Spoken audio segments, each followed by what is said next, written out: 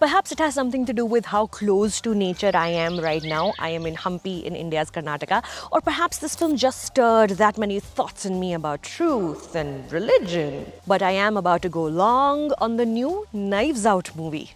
Yeah, I know. But just once come listen. Hey all, my name is Sucharita. Welcome back to my channel where today we are talking about Rian Johnson's Wake Up Dead Man, a Knives Out mystery.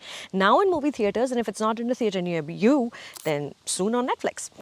Now, who wants to go first? Daniel Craig is back as Benoit Blanc for the third time. A murder has occurred in upstate New York, in a church no less. Anyone could be the murderer, but most people are convinced that it is the new priest, Reverend Jud Duplessis, played by Josh O'Connor. His last name, I think, suggesting something duplicate and parallel may be going on under the surface of this man. Legacy and ideology, they clash loudly. Clouds swirl overhead and you watch without blinking. This third version is my favorite of the lot. Its creator's voice is most clearly audible in this one. Tonally, the film is steeped in the horror genre, to be honest with you. Cinematographer Steve Yedlin leans into the gothic. A tremendous early sequence in this film starring actor Annie Hamilton. She's half playing a woman possessed by the devil and half with feminist anger.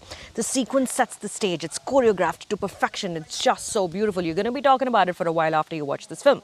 Rian Johnson's writing employs sermons and those who sermonize to successfully convey his feelings without sermonizing.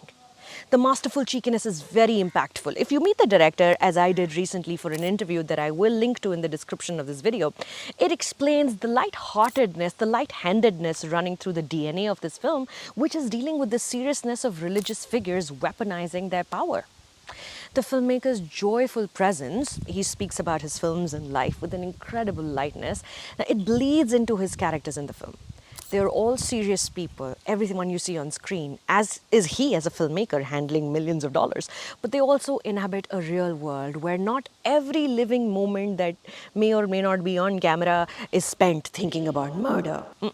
I found myself enamored with the notion that the opposite of religious fanaticism doesn't have to be religious renunciation. And that the opposite of not believing is not always religious fundamentalism.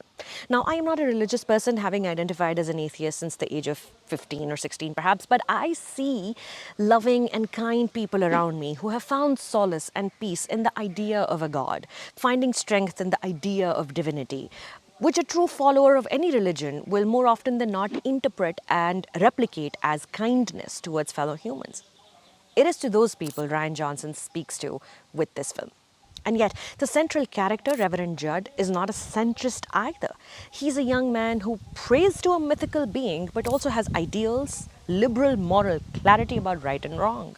In one scene, Reverend Jud sees a dead body being turned around for a post-mortem, and he runs out of the room, collapses with his back to a wall. At his most sacred and vulnerable, he doesn't run to a chapel or start chanting. Rather, he allows a detective, a man of practicality about life and death, to hold his hand and pass on strength. Dan! Pause. Monkeys everywhere. Okay. Okay, keep going. Like real life in this universe too, faith is spread out over a vast spectrum. This ranges from the naysayer in Benoit Blanc, who cannot bring himself to spend one extra unnecessary minute inside a church, to Martha Delacroix, played by the amazing Glenn Close, who has spent her entire life in service of God, as her last name suggests. In the middle is Mila Kunis as a police officer who leads her own flock looking for rationality in a sea of make-believe. Kerry Washington raising an adult adopted son, silently questioning her own allegiances. Her son is a failed politician played by Daryl McCormack, who's actively, restlessly hunting for scandal. Jeremy Renner is a newly divorced, clueless man, perfectly vulnerable for the taking.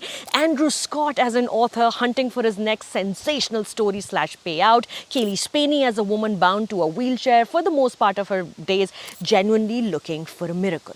You see, the spread is wide, each link as weak as it is strong. Interestingly, we don't get to see these finer traits of any of these potential murder suspects through Benoit Blanc, as one would anticipate in a detective story format. Rather, it's Reverend Judd who, as an outsider to this church himself, becomes the eyes of the viewers, recognizing and hence allowing the film to present the humans underneath the faithful.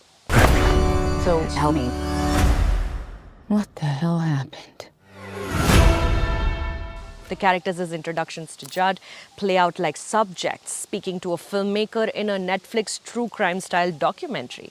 Josh O'Connor's performance is nimble and active, much like a boxer, a career the character is shown to have had before turning toward the church. As he makes his transition from the closed fists of defense to wide open arms of acceptance, Benoit Blanc finds his weaknesses, using them to his advantage. The very first scene of this film shows the detective literally poking a fire, causing the flames to whip around agitated, a modus operandi he usually deploys, this case being no different. The other priest, Monsignor Jefferson Wicks, played by Josh Brolin, the trailer will tell you is the titular dead man. He also is the most powerful. His flock is almost praying to him. In his introduction scene, Wicks's shadow falls on a wall where a cross once was. He literally casts a shadow over everyone. With making him the dead man, Rian Johnson is also asking viewers to pay heed. Anarchy may not necessarily be a good foil to fascism. Life, unlike what social media and current popular discourse will have you believe, is not and cannot be lived in binaries. All of this looking for meaning in a murder mystery, a Knives Out film, is not an exaggerated reading of this movie. Rian Johnson, on many occasions while promoting this film, has spoken about his own personal relationship with Christianity growing up and what made him leave his faith. A personal thread Martin Scorsese also pulls on when he's telling his stories, also in his new documentary. In Wake Up Dead Man, Johnson attempts to rationalize faith to whichever extent it may be possible. One scene in this film you will hear about the most is a conversation between Benoit Blanc and Judd when they first meet inside the church.